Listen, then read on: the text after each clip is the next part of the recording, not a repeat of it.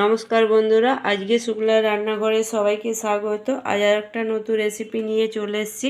আজকের রেসিপি হলো ঘুগনি, মটরশুঁটির ঘুগনি। আমি কিভাবে বানাচ্ছি প্রথম থেকে শেষ পর্যন্ত পুরো ভিডিওটা দেখতে থাকুন, আশা করি ভালো লাগবে। আমি এর জন্যে আলুটাকে এইভাবে কেটে নিচ্ছি ডুমু ডুমু করে, আর 50%-এর মতো আমি ভাপিয়ে নিচ্ছি। আর এখানে মটরশুঁটিটা ছাড়িয়ে আমি ধুয়ে রেখেছি। আমি এখানে ঘুগনির জন্য একটা মশলা করে নেব। এখানে দিয়ে দিচ্ছি পেঁয়াজ আর আদা আর রসুন আর লঙ্কা, আর এর সাথে দিয়ে দিচ্ছি জিরে গুঁড়ো। জিরেটা দিয়েও আমি ভালো করে পেস্ট করে নেবো সবাই একসাথে। মশলাটা আমার পেস্ট করা হয়ে গেছে।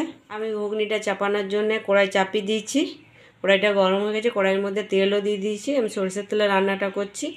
এখানে দিয়ে দিচ্ছি জিরে, তেজপাতা আর একটু হিং ফোড়ঙ্গে, আর একটা শুকনো লঙ্কা। ফোড়নটা 2-1 সেকেন্ড ভেজে নেবো। ফোড়নটা থেকে মিষ্টি গন্ধ ছেড়ে দিচ্ছে। দিয়ে দিচ্ছি পেঁয়াজ কুচনো। পেঁয়াজটাকে আমি ভেজে নেবো যতক্ষণ না পেঁয়াজের কালারটা চেঞ্জ হচ্ছে। পেঁয়াজটা আমার ভাজা ভাজা হয়ে গেছে, পেঁয়াজের থেকে কালারটাও চেঞ্জ হয়ে গেছে।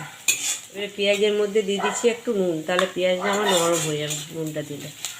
এবারে দিয়ে দিচ্ছি বেটে রাখা মশলাটা, পেঁয়াজ, লঙ্কা, আদা, রসুন আর জিরে। এবার মশলাটা দিয়েও খুব ভালো করে আমি কষিয়ে নেবো যতক্ষণ না পেঁয়াজটা কাঁচা গন্ধটা যাচ্ছে। মশলাটা আমার কষানো হয়ে গেল। এবার দিয়ে দিচ্ছি টমেটো পেস্ট, পরিমাণ মতো দিয়ে দিচ্ছি হলুদ, স্বাদ মতো দিয়ে দিচ্ছি নুন। যেহেতু আমার পেঁয়াজ ভাজার সময় নুন দেওয়া ছিল, সেই অনুযায়ী নুনটা দিচ্ছি। আর দিয়ে দিচ্ছি কালারের জন্য একটু কাশ্মীরি লঙ্কা। মশলাটা আমি 2-4 মিনিট সময় ধরে আমি ভালো করে মশলাটাকে কষিয়ে নেবো। মশলাটা খুব ভালো করে আমার কষানো হয়ে গেল। আস্তে আস্তে তেল ছেড়ে দিচ্ছি মশলাটার মধ্যে। এবার দিয়ে দিচ্ছি সিদ্ধ করে রাখা আলুটা, আর দিয়ে দিচ্ছি মটরশুঁটিটা ধুয়ে রাখা। এবার সব দিয়ে আমি খুব ভালো করে কষিয়ে নেব। খুব ভালো করে আমার কষানো হয়ে গেল। এই কালারটা কত সুন্দর এসছে। এবার দিয়ে দিচ্ছি মটর সিদ্ধ হওয়ার মতো জল, দিচ্ছি অল্প একটু চিনি দিলে ঘুগনির স্বাদটা আরও ভালো লাগবে নুনের সাথে চিনি। যতক্ষণ না মটরগুলো সিদ্ধ হচ্ছে ততক্ষণ ঢাকা দিয়ে রেখে দেবো।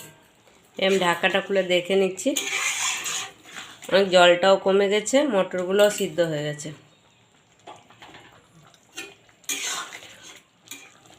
এর উপর থেকে দিয়ে দিচ্ছি একটু ভাজা মশলা। আমি এর মধ্যে ধনে, জিরে, শুকনো লঙ্কা, মৌরি, গোলমরিচ একসাথে ভেজে আমি গুঁড়ো করে নিয়েছি। তাহলে গরম মশলাও দিতে পারেন, তবে আমি গরম মশলাটা দিচ্ছি না।